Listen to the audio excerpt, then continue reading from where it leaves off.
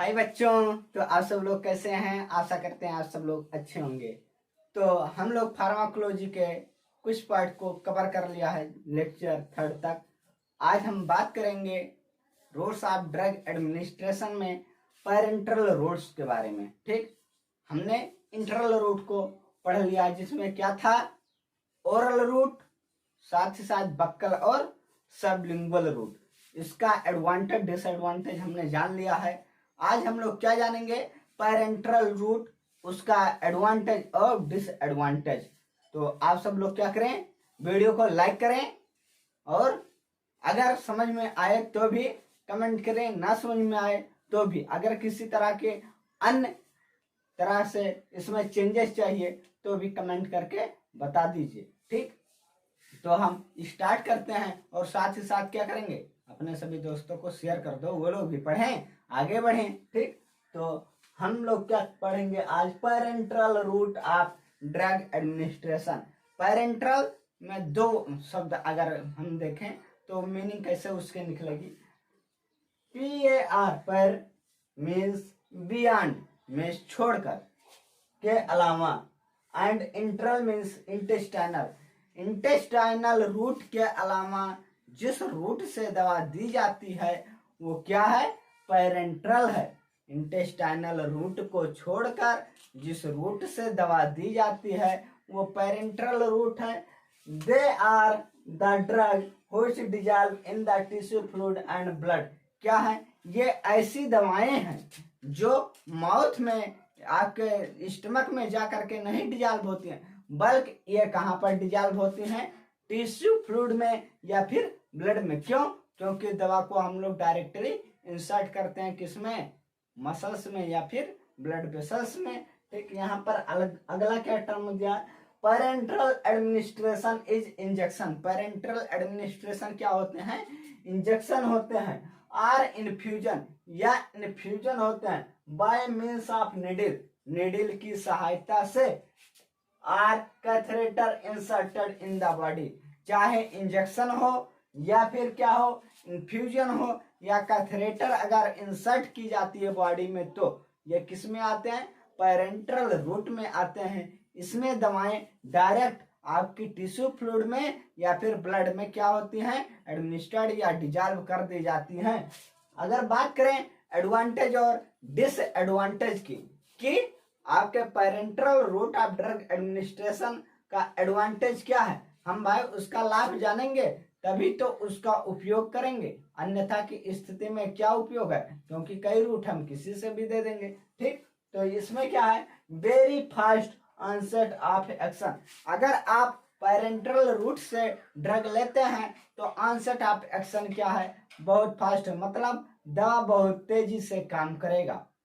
तो इमरजेंसी में ठीक है कि नहीं है, अगर कोई बहुत इमरजेंसी है तो हमें क्या oral route of drug administration prefer करना चाहिए? नहीं, उस समय हम parenteral route of drug administration prefer करते हैं क्योंकि हमें फास्ट एक्शन मिलता है। अगर बात करें दूसरे पॉइंट की तो can be employed in an unconscious और अनकोऑपरेटिव पेशेंट। क्या है, अगर कोई बेहोश पर्सन है जो क्या है, अनकोऑपरेटिव है या अनकॉन्शियस है, क्या उसको हम ओरली कोई ड्रग एडमिनिस्ट्रेट करा सकते हैं? कभी नहीं कराते हैं, नहीं बाबू, कराते हैं नहीं ना।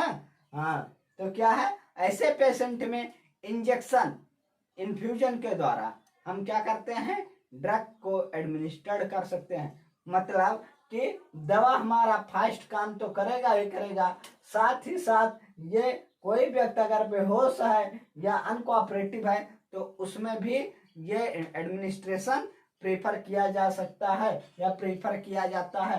अगले पॉइंट की बात करें, can be employed in case of vomiting and diarrhoea. चाहे वोमिटिंग हो चाहे डायरिया हो, उस दौरान क्या होता है, ओरल दवाएं जो होती हैं वो आसानी से नहीं ली जाती हैं। अगर मान लिया जाए दवा को ओरली लेते हैं और वोमिटिंग कर देते हैं तो दवा हमारा क्या होता है, बाहर हो जाता है।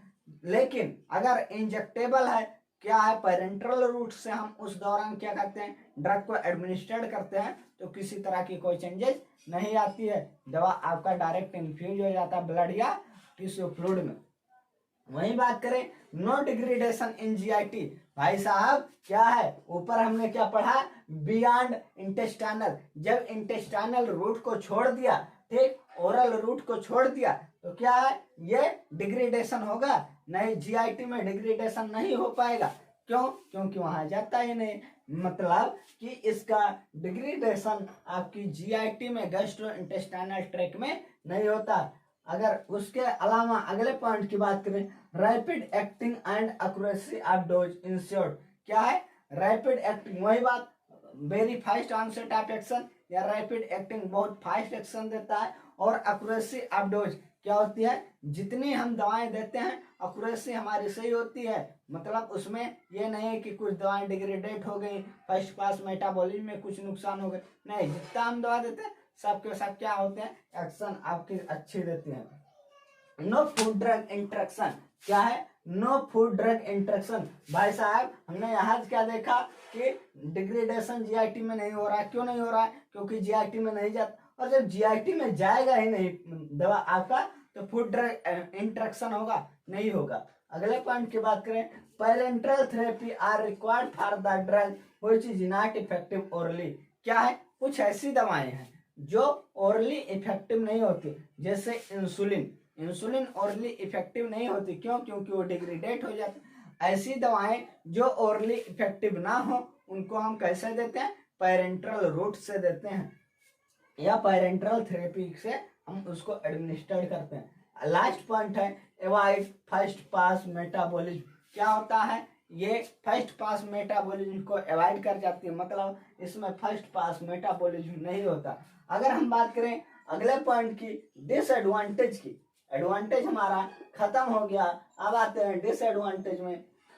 डिसएडवांटेज भाई साहब अगर वो अच्छा है तो उसकी कुछ कमियां होंगी, उसको भी बताते चलो, जिससे कोई ये ना कहे कि अपनी अच्छाई बता दिए और उसमें इतनी कमियां भरी थी, कोई हमको बताने, बता दो, सब बता दो, जरूरत होगी तो लेंगे, नहीं जरूरत होगी नहीं लेंगे, ठीक। Less safer compare to oral route, क्या है, ओरल रूट आपका जो था वो सेफर था, मोर सेफर था, बट क्या है आपका पेरेंटल रूट लेस सेफर होता है अगर कंपेरिजन करते हैं ओरल रूट से, तो ठीक। सेल्फ मेडिकेशन बीइंग डिफिकल्ट, क्या है, खुद से इंजेक्शन नहीं ले सकते, मिस सेल्फ मेडिकेशन डिफिकल्ट होती है, कुछ लोग लेते हैं, ऐसा नहीं है, तो self medication being difficult, self medication difficult होती है, कठिन होती है इसको, या फिर बोल सकते हैं self medication is not generally possible, ठीक। स्टेरिलाइजेशन इज नेसेसरी, क्या है, आपका पेरेंटल ड्रग है तो इसका स्टेरिलाइजेशन जो है वो नेसेसरी है, ठीक। टेक्निक इज इनवर्सिव एंड पेनफुल, क्या है, टेक्निक जो है ये आसान नहीं होती है, और क्या होती है, पेनफुल होती है, दर्द, जब इंजेक्शन लगाते हैं तो क्या होता है, दर्द होता है। वहीं अगर बात करें जो सबसे ज्यादा मायने रखता है गरीबों में या गांव के लोगों में, कॉस्टली, इंजेक्शन क्या है, कॉस्टली है, ठीक।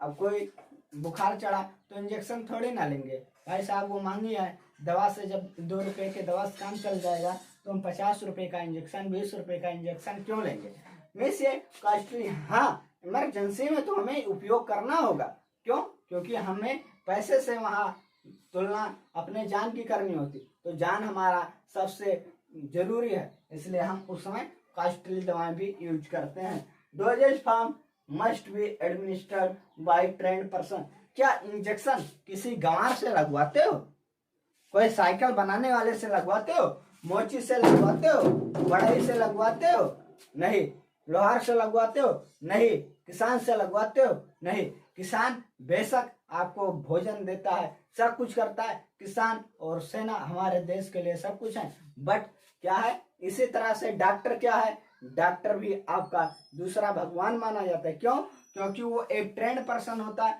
जो आपके स्वास्थ्य की देख रेख करता है।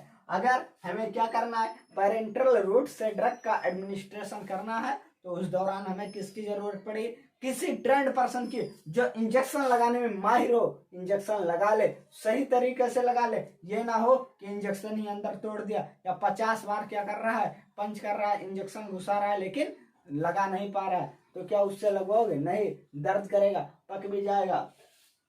It is difficult to reverse its physiological effect. अगर क्या है, इसका एक बार फिजियोलॉजिकल इफेक्ट आ गया तो बहुत डिफिकल्ट होता है कि इसको क्या करें, विड्रॉ कर लें। उसके फिजियोलॉजिकल इफेक्ट को खत्म करना आसान नहीं होता है। तो सिर्फ आपके लिए आज इतना ही। आगे हम पढ़ेंगे नेक्स्ट सेशन में चैप्टर 1 के लेक्चर 5 में। तो आज आपका लेक्चर नंबर 4 कंप्लीट होता है और कोशिश रहेगी कि संडे के दिन आपको जितना सोमवार से शनिवार तक पढ़ाया जाएगा सब एक सेशन में पीडीएफ को शेयर करके पढ़ाया जाएगा। तो आप सब लोग क्या करें, कमेंट करें, शेयर करें और वीडियो को पूरा देखें, ये नहीं कि स्किप करें, अन्यथा समझ में नहीं आएगा। Thank you class.